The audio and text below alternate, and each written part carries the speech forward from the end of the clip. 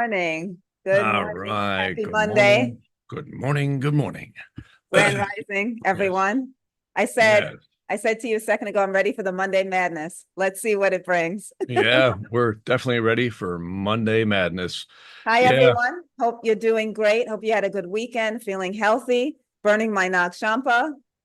From the comments, a lot of people have used Nag Champa over the years. Someone commented that for the past 25 years, he's been using Nag Champa. It's amazing, amazing energetically for us. It is. That and frankincense are my two favorite. They're really good. Yeah. Oh, yeah. It's interesting. They've done studies on incense that it actually clears spiritual energy. And, again, there's no scientific hardcore data, but a lot of, I can tell you, incense, another thing is bells. They say bells, demonic forces don't like bells and incense. They leave, they go away from it. This is why often, people smudge houses and so on and so forth. And it is a powerful energy shifter. So it's good that you use it. Yeah, yeah, yeah. You spoke about bells on Thursday's live, but I don't think you spoke to the demonic energies, the bells helping to clear demonic energies that I feel like are all around us, like constantly. Oh, yeah. Everything's all around us, you bet. Just like the movie said, every time a bell rings, an angel gets its wings. So That's right. That's right. I That's love right. that movie. It's a Wonderful Life. I don't care how old that movie gets. It's such an elegant movie. And it was actually a flop when it first came out because the studios tried to suppress Frank Capra and a bunch of the directors that had formed Liberty Films, and they actually quashed the release, and it ended up actually becoming into the dusts of time, and then the copyright expired, and the TV stations in the 50s discovered, wow, what a great movie this is, and they said, look, it's free, so they started playing it, and it became again a secondary smash hit after it had a Oh yeah, dismal awesome failing. movie. Awesome movie. And it's coming right up. Christmas is coming up, so they're going to be blasting that, which I love. I look forward to it, and I like watching it when it pops on the television for some reason, rather Yeah. than just putting in the CD or the. Is it a video? No, CD, right? Yeah, it's a DVD. Yeah, A it's a DVD, DVD. Yeah. DVD, right, right. So, what Well, are we the got the fall energies right now? equinox. Yeah, we got the fall equinox coming right up on the 22nd. So that's a big shift. We'll maybe get out of some of this heat out here because, man, it's been hot. Oh, hot, hot, hot. Over 100 degrees for the past, I think, 4 or 5 days. I mean, I didn't sleep last night at all. Like maybe 20 or 40 minutes, and that was it. So hot. I So hot. was on the 101. It's always the hottest from the 101 to the 405 out here. And I was on a motorcycle. My temperature gauge on the bike hit 119 the other day. 119. That's like Death Valley type heat. Absolutely. I was worried, man. I hope I don't get heat stroke. So I just kept moving. Air conditioning on a motorcycle is sixth gear. So Oh yeah, yeah, yeah. So what are the energies this morning? Well, this morning, we're going to have right now it's a little bit docile. I mean, we don't have anything going on that's horrible right now. I mean, the main thing that we have at this time is the moon is squaring Mercury right now. And of course, we've also got the sun in orb to a square to Jupiter. So, moon square Mercury isn't the end of the world. Tomorrow night is the first quarter of the moon. And that, of course, is quite late here. It'll be 11:06 p.m. in the evening tomorrow night. So it's interesting about this debate coming up with Harris and Trump. And you're likely to find she's going to really come out swinging. I'm sure that they have, I noticed on her website, she's got all her agendas out there now. Finally, she's got some policies, Harris, we're speaking about, of course. And she's definitely going to come out swinging because she's got Mars in her first house, and she has to. I mean, this is her shot, and it may be the only debate we ever see. And and Trump will be Trump. He's always Trump. So we're going to see where this goes. And I can tell you right now, the corporate, or you could say mind control media, will declare Harris the winner, and the other side, Fox and whoever else, will declare Trump the winner. So we know what the outcome's going to be like. Yeah. And I think you're going to see a different Harris. I really do. I think they're really going to pump her up again with Mars in the first house. She's going to have the wind at her back a little bit. So, and we put out a video last night, and it was pretty interesting because, Alan Lichtman put out this uh, declaration that Harris was going to be the winner based on his 13 principles.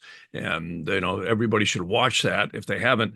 And, it's interesting. I got a question asked. And of course, I call that posing a question or asking a question. And that we used interrogation astrology, which is a lot different. A lot of astrologers will look at, okay, what's election day looking like for the candidate and what are the alignments, so on and so forth, which is important. I have to say, there's a lot to that. And I covered that a little bit in this podcast that we just put up last night. And, essentially the person asked, who will win the election and who will get in the White House? And I thought, wow, that was a great clarification, because winning today doesn't mean you'll be in the White House. What it does mean is, who's actually going to be sworn in. And I did the analysis, and again, I'll probably get hate mail for it, but Trump did look like he would be the winner. And I was a little worried because I saw in the analysis that Trump's signifactor was actually aspecting Mars, Lord of the Eighth, and I thought, wow, are they going to kill him? But because it was a sextile, which is a 60-degree aspect, which usually is a much more practical aspect, if it would have been squaring, opposing, or conjuncting the Lord of the Eighth, he definitely would probably end up getting killed. But the indicators show this is going to be very interesting. I hope we don't have any uprising. But again, we're hearing rumblings across the country of law enforcement. There was just a report in Ohio today that a lot of people are killing ducks, and they're killing all kinds of cats and animals for the migrants to eat. They're just literally slaughtering them and cooking them, sitting at parks and lakes and what have you. So, yeah, I mean, we've been infiltrated a lot. And it's really interesting when you look at how this administration has actually flown these people in, bust them in, paid them to come in. So this is one of the oldest communistic tricks. If you can't beat them, starve them out or cause dissension to the point where, you break them. And this is kind of where we're at. I think it was Thomas Jefferson that said, or Washington said that, if you want to destroy a country, loot the treasury. And that's been kind of going on here without question. And again, we're in this Pluto return on the United States. So let's hope we come out of this. The one thing I like about Musk just recently, there was a huge attack on the Constitution and the Bill of Rights, like, oh, it's the enemy, right? And Elon Musk came back saying, no, it's a sacred document. And it really is. When you look at the Constitution and the Bill of Rights, I mean, you don't need an IQ above room temperature to figure out real quick that it covers all humanity. It is probably one of the most amazing documents ever created, at least in our historical, look back in time. And it really is quite profound. Even the Indians, the Iroquois Indians, and many other people were consulted in the drafting of the Constitution and the Bill of Rights. So it's really quite a profound document. And I have to agree with Musk on that one. It is sacred.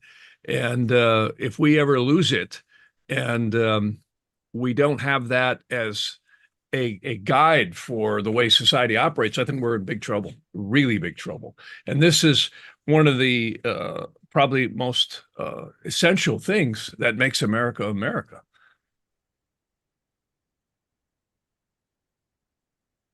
So, yeah. Anyways, we're about to see where all this goes over the next course of this year. I mean, we certainly are going to find out in November where everything goes. And my analysis was that Trump would win, but it would be a dicey election. And I don't think we're, going to be surprised if we see any manipulation.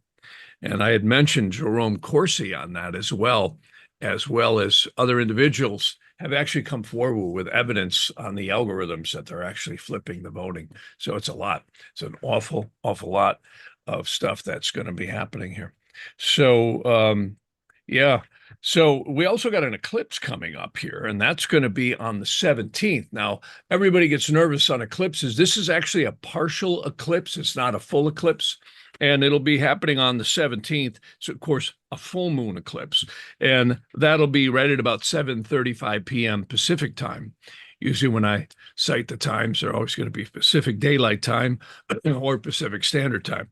So, this eclipse actually happens down in the southern part of the Pacific Ocean. So, and a lot of people will see it over in the more eastern portions of the world. So, very, very powerful eclipses always, but this is a partial eclipse. They also call it an annular eclipse. So here I can actually put that up on the screen so that people can see it. And we'll see if I can't make that happen here. But eclipses are very interesting because they always tend to bring a shift in the energy of the world. And I'm going to put that up on the screen here so everybody can see that. I'll just share that right now. You can see here, if I come up and share that, you'll see here, this is the eclipse areas that are actually going to show up. So you can kind of see here, it's, you'll be able to see it in Australia a little bit, and of course, South America as well. So it really won't hit. When you see this red line here, that's actually where the eclipse is at 0 point. And the percentages are 75%, 50%, 25%. And of course, this is where you won't see it. It's at 0%.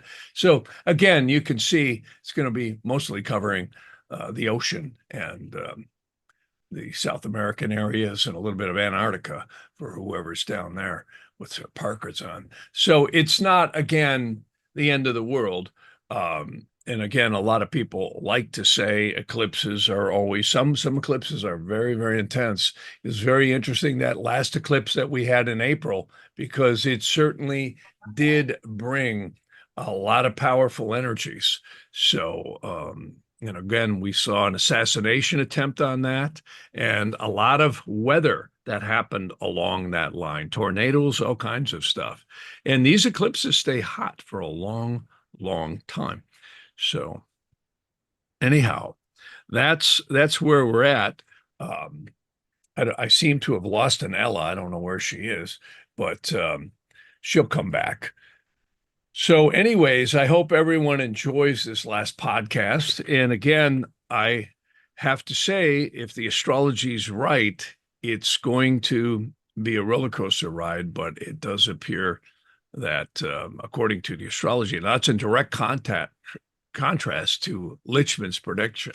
He is using these 13 keys, and he said that according to his keys, Harris will win. So we only got 57 days to find out, and the election will be here. So, it's a lot. So I'm going to jump on here and see if there's any comments coming through. I'm sure there might be. And I'm so sorry, Jeff. I had to take that call. I'm so no sorry. problem. Yeah, that's not a problem. Well, yes, I know there was a comment/question that came in right away this morning. So we want to get to that one. And that was, yes, Madam K. Good morning, Madam K. Good morning. I have a question. Can astrology read the planet's chart? I asked you that question a long time ago. There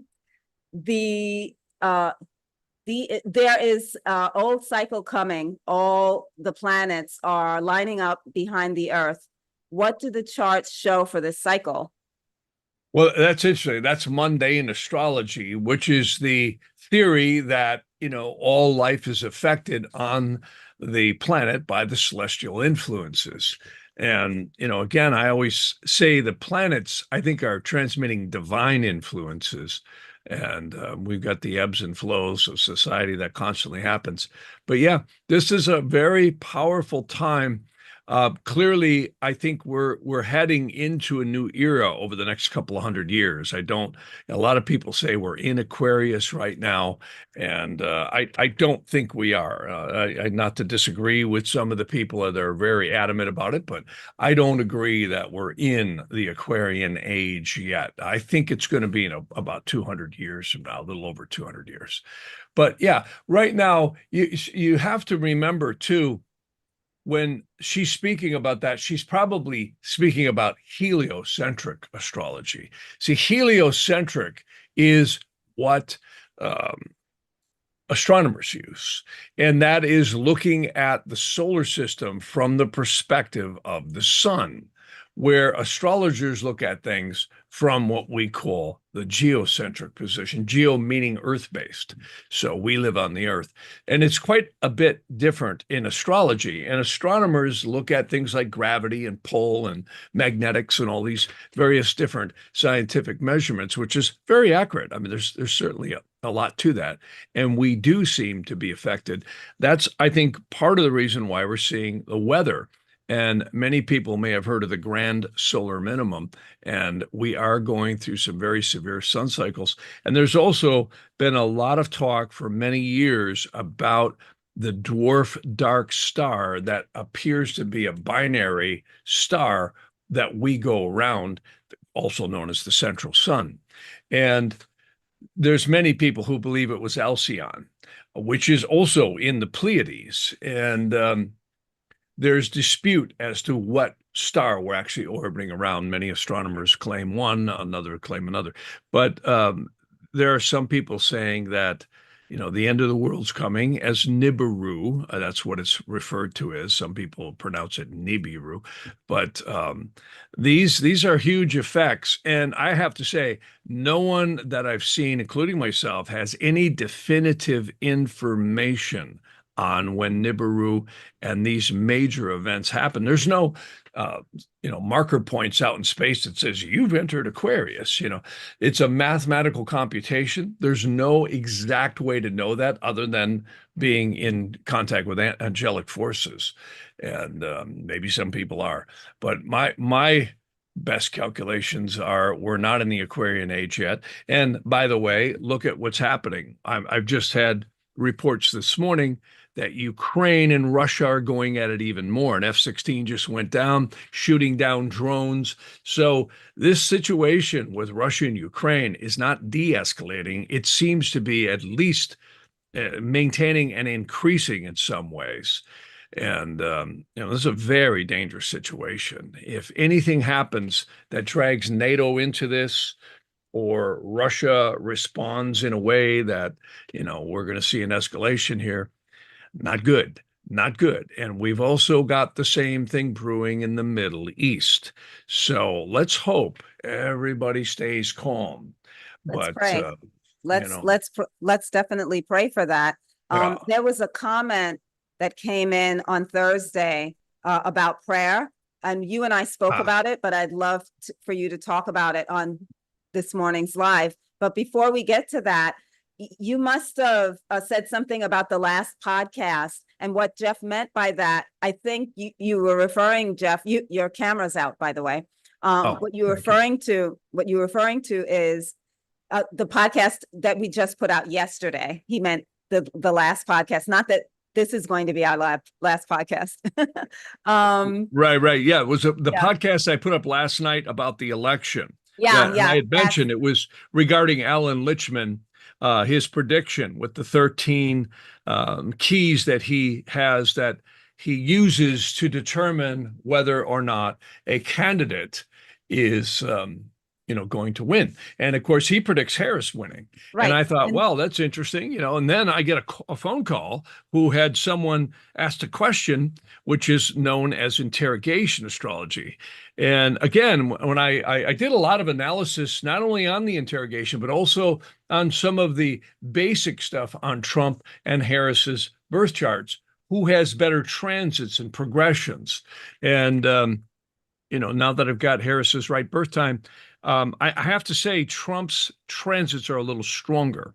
They are, with Jupiter alone in the 10th house, which is the house of career, vocation, and achievement. It's always a better omen. Where Harris has her Jupiter in the 12th house, just those two elements alone is quite significant, as well as the doshas, also known as time lords that they're in.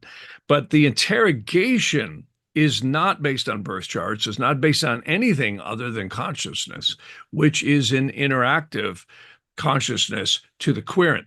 And they had favored Trump in the question, so I used Trump as the Eastern horizon and Harris was the Western horizon.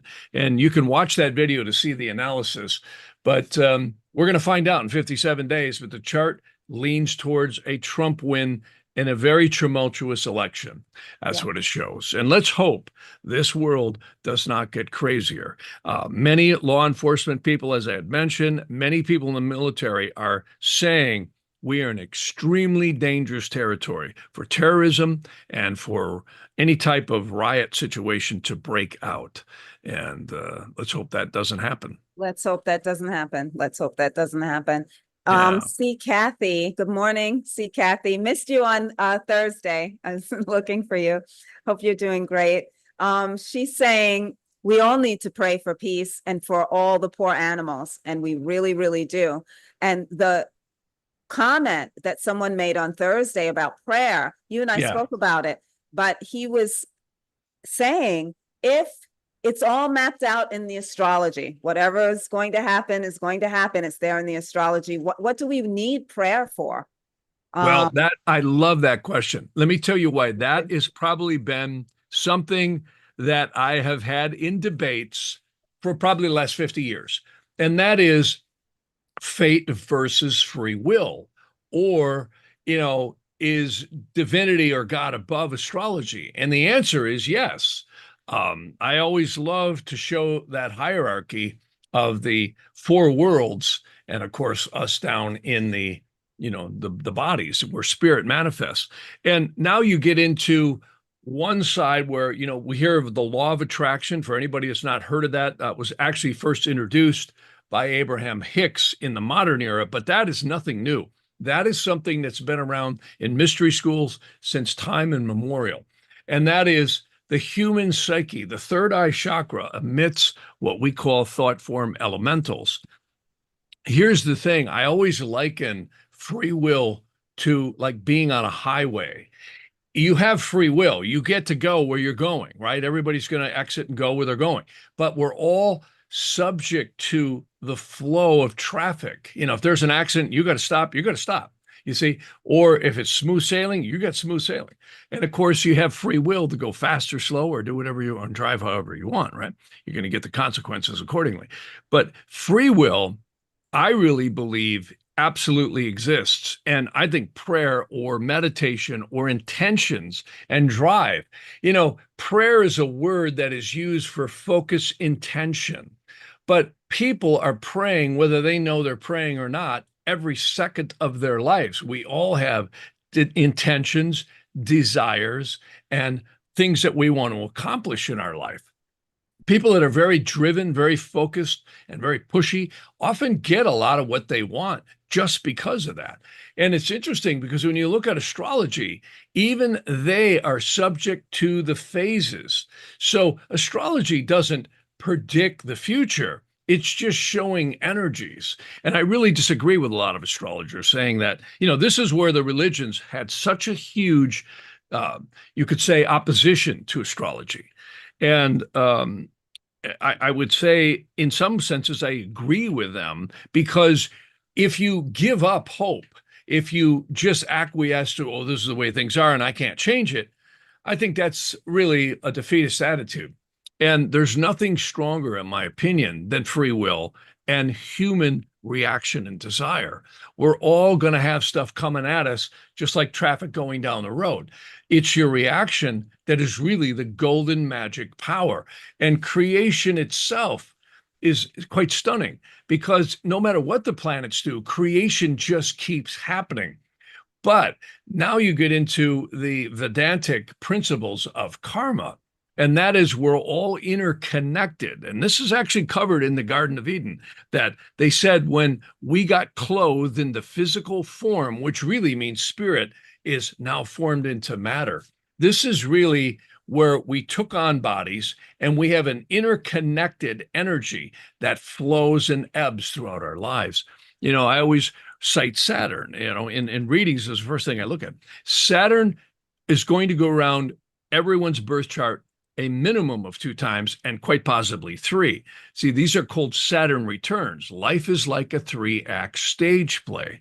But does prayer, does free will matter? You bet it does. I absolutely 100% believe it does, because even if the astrology indicates a certain element of karma that's releasing upon you, whether it's good or ill, the more you do, the more you'll alter it, because there's variances within this. This is just like being on a road. If there's a 16-car pileup and there's metal flying everywhere, I know I've been around that stuff, and you hit the brakes and you react and you see it soon enough, that event is still going to happen. But you can avoid a much worse outcome for you if you see it and react appropriately. You see, that's one, of course, harsh analogy. And just like, a lot of people who are pushing it far too heavy will have accidents where they could still be in a dangerous time and be around dangerous situations. I know I've seen it. I've actually studied astrology. And in fact, the Magus of Strovolos had a great analogy to fate versus free will, prayer versus, fate. And that was, he foresaw, and if anyone's not familiar, the Magus of Strovolos is known as Daskalos or Dr. Stylianos Teslis, an amazing ascended master, in my opinion, who passed away in 2001. He talked about how he had a vision that I think he was on a bicycle or something was happening, and there was going to be a very tumultuous accident. So he foresaw that, looking at the Akashic records, and he said, I can't stop it. But what he did was, when he got into that situation, and I might be quoting a little bit off, but he said the action happened, but because he knew it was going to happen, he sidestepped, and the event was nowhere near as severe as it would have been. There's free will in action, and also prayer. And it's interesting, when we talked about the Pleiades here, I think it was about, probably 4 or 5 podcasts ago, where the prayers of people, when the demon we're taking over the world, which they do a lot. There's always those ebbs and flows. There was a lot of prayers by the people, and God said, I can't intervene directly, but I will send you a helper. See, this is the Messiah aspect. And remember, that child was hidden in the Pleiades and was allowed to mature, and the 7 sisters in the Pleiades were believed to have harbored her, or this little child. And then it matured and was able to quell the demons and restore peace back on earth. And this is interesting because, these old legends may have a lot more truth to them than we know. And I always say, we're spiritual beings having a physical experience. So the good that we do and the intentions that we have carry with us outside of the laws of karma, because the soul, the spirit, and the psyche is senior to karma, even though it's affected to it. Just like the driver in a car is senior to the events happening on the road by the reaction and the way we drive. It's one analogy, but we're still subject to the effects on the road. Right, of course. Yep. So, that's the best analogy I can come up with. I absolutely do believe. See, this is why remedial measures were such a big deal. Prayers, mantras, sacred geometric diagrams which would resonate with angels. One of the most interesting texts is a text called the Sefer Ratziel. Sefer means book, and Ratziel means the archangel Ratziel, which is the archangel of wisdom that God was said to have sent to the first humans. Of course, in the Bible, we refer to that as Adam and Eve, right? The same story exists in the Vedantic and some of the other religions, which is quite interesting. It's very parallel. And that is, God said, now that you've entered the world of positive and negative, or good and evil, you will have the free will. You have to understand that these forces will be reacting on us. Just like anyone who drives a car, if you don't learn how to steer, hit the brakes and the gas and pay attention to what's going on, you are going to have an accident. So it's the same thing in life. So I think the more skill sets we develop and the more faith we have, no matter what happens, because it's never over until the fat lady sings, or skinny one, right? Yeah. Whichever one you get. I'm not getting anybody. I canceled that. But yeah. Yeah. No, thank you for no, that. human will and desire is the most powerful forces in the universe, next to the creative forces itself of divinity. Yeah. I think anyone who fatalizes that, astrology should be used like a dashboard gauge. Like, you got a speedometer, you got a tachometer, whatever you have in your vehicles. I mean, I'm just using this as an analogy.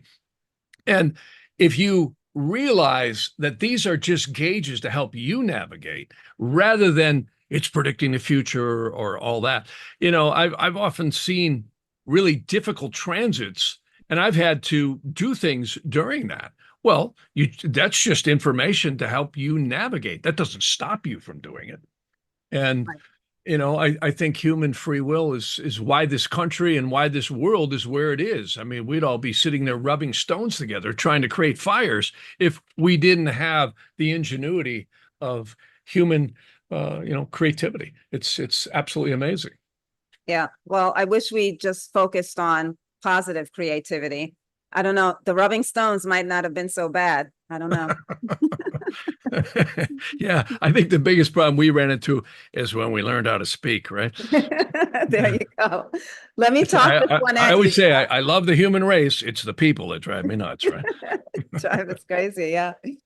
Kelly is saying, I live 6 miles east as the crow flies from WPAF base.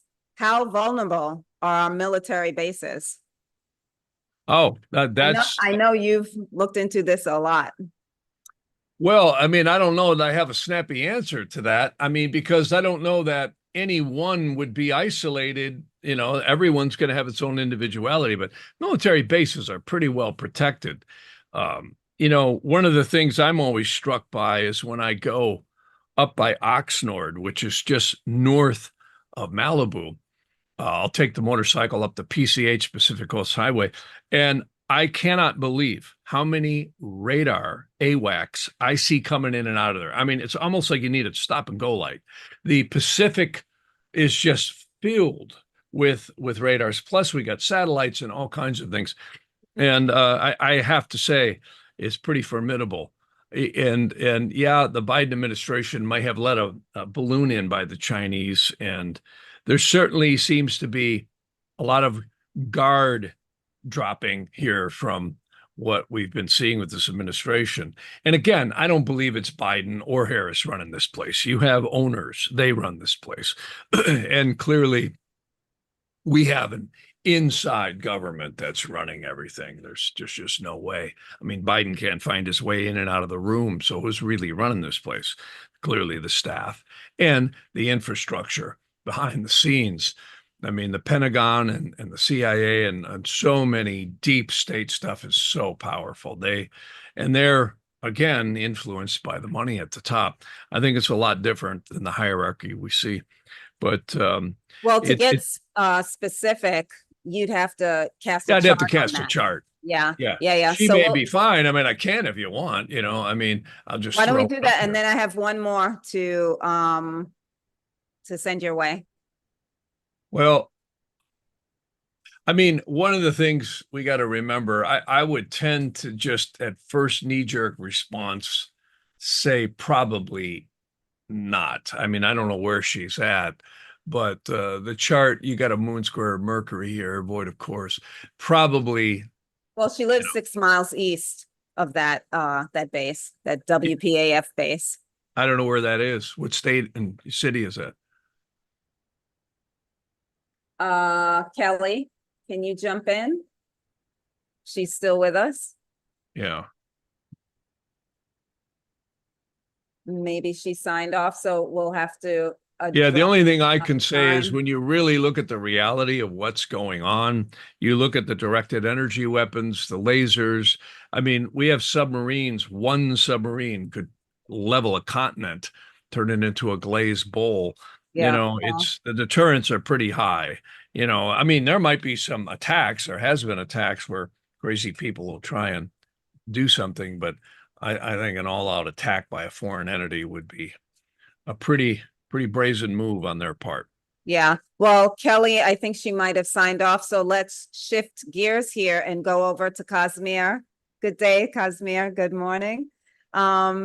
He's asking if you're familiar with Billy Carson, and his theory about genetic and engineering of Homo sapiens 200K years ago by the Anunnaki. Are you familiar with Billy Carson? Yeah. Yes, I have heard a lot about that. You know, I've been on Coast and MUFON and, you know, Dr. Lear. There's been so many people. In fact, that is actually mentioned and referred to in the Book of Enoch. There's several versions to the Book of Enoch, and there's also a lot of old Chaldean stuff that gets into this and Babylonian. It's interesting, the Babylonian cuneiform tablets, and there was just an interesting article, or not article, but show on the History Channel about they're speculating that some of the Buddhist scriptures may be extraterrestrial in origin. And yeah, that's been a common theory for a long time that the genetic codes and the strings that are in us have been shut down and re-engineered several times. In fact, there's talk about that right now. Much of the nanotechnology that is being put in dental anesthesia and in vaccines.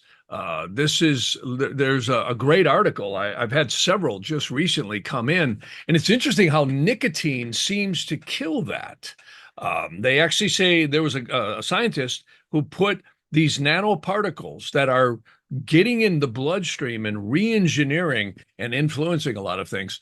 How much that would affect genetics, I don't know.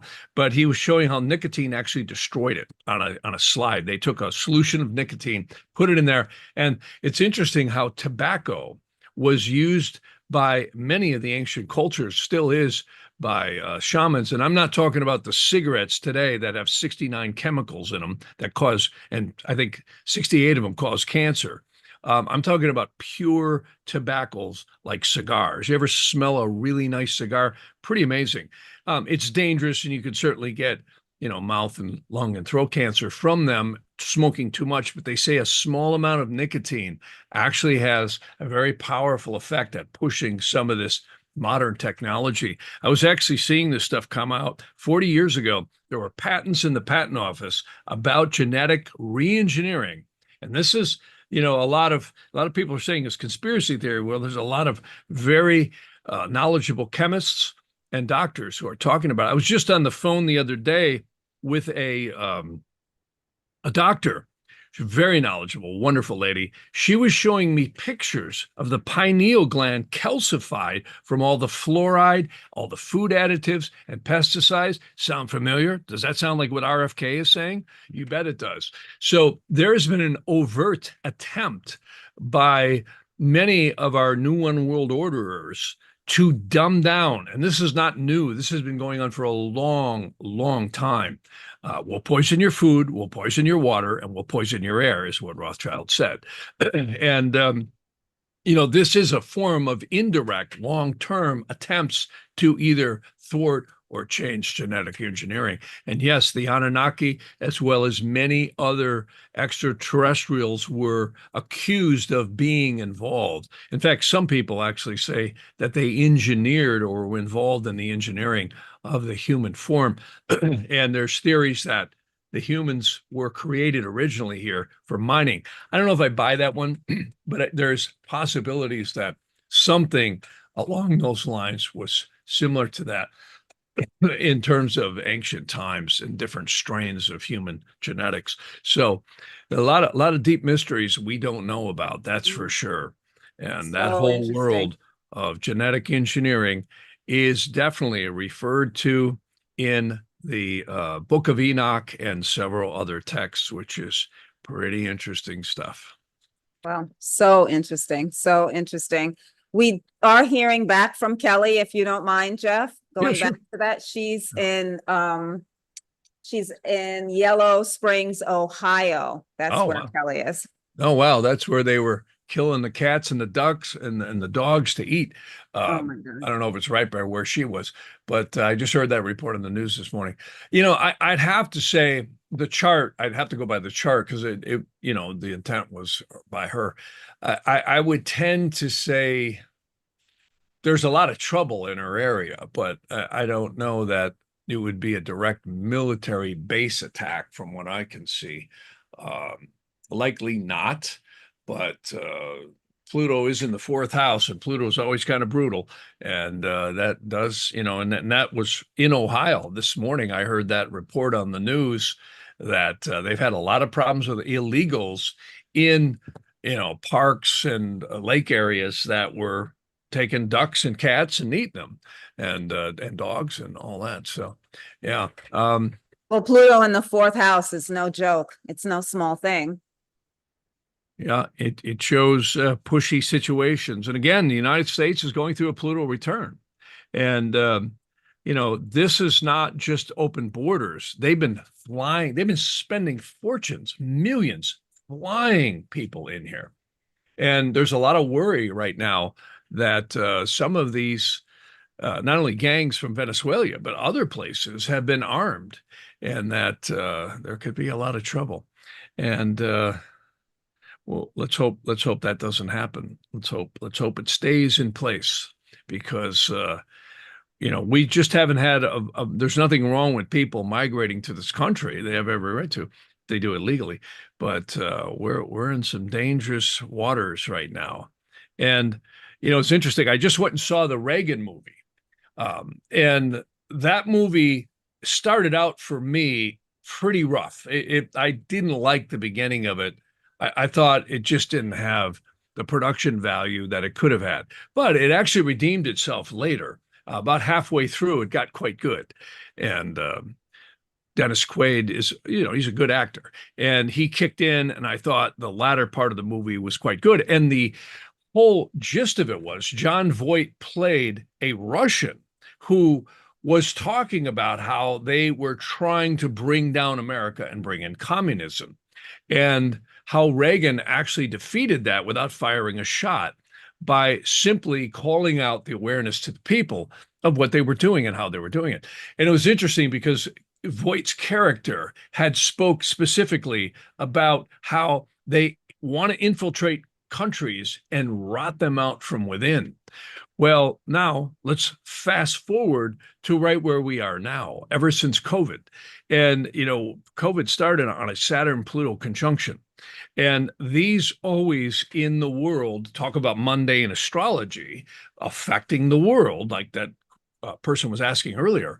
This was definitely shown. 9/11 was shown. I mean, we can go all the way back to World War I and before and see these huge events. And we have Uranus right now transiting over the Pleiades. And this is always very dangerous. It happens about every 84 years, this cycle starts. And of course, the last one was World War II. And we are in it right now. And this is where the destructive demonic forces try and infiltrate. The New One World Orderers love China. They love retina scans. They love, face recognition and total control of your financial world. And, this is, I believe, a very deep subterfuge force right now that is trying to destroy America financially, flooding its borders, wrecking the economy, the middle class, and of course, Look at what's happened with the military. I don't have any problem with anybody having a sexual preference, but to force the military to actually be trained in that, like the DEI stuff, very dangerous because, you really have to look at, strength does keep peace. And it's really a shame that we have to have strength to keep peace, but it does seem to show that if you don't have strength, you will be overrun. And the demonic forces that seem to possess a lot of these people will do that. And we're clearly at a place like that right now. And the Reagan movie was a really good ending where it had showed how Reagan had made a friend with Brezhnev. And then, of course, they became very good friends, and he did tear down the wall in Germany that was put in place since World War II. Well, here we are again. The astrology is showing we're at another crossroads where the encroachment of these demonic forces are going to keep coming at us. So this never stops, ever. And it certainly seems to keep on going. I have to watch my time today because I have a 10 o'clock appointment, but Yeah. for it's worth it. Let's try to get Billy Carson on the show. That would be fun. Yeah. That would be beyond fun. Yeah. Got to work on that one. Well, there's so many interesting suggestion. people that have talked about this whole extraterrestrial, and I'm not so sure I'd use the word extraterrestrial. They may be terrestrial. There's overwhelming evidence that they live among us, many of these, as well as many dimensional visitors that are coming in and out here. There's so overwhelming evidence to that. I personally, in my own life, have seen enough where I'm convinced that I've seen so many crafts, had vehicles shut down, missing time, and seen too many things that absolutely say we are not alone. We're not alone. That's for sure. That's for sure. Well, I just love these lives. I love starting the day with this conversation and with everyone interacting because it just gives me, I just feel so good about starting the day and how we're all connecting and talking about these very, very important, topics. And it's all about energy. It's all about life. It's all about connecting. And I just love it. So thanks, Jeff. Thanks as always for this. Thank you everyone so much for joining us. We really appreciate you. And so many people saying so many nice things about the podcast, Jeff. Just want to let you know that. Great. Well, thank you for that. Thank you for that. But let's see where it goes. We're going to find out in 57 days, aren't we? Right. And we'll see everyone on Thursday. And please check out the podcast we put up last night. Jeff did a great analysis of what Alan's prediction is. So we'll see what happens. Thanks so much, everyone. Take good care. See you Thursday at 9 a.m.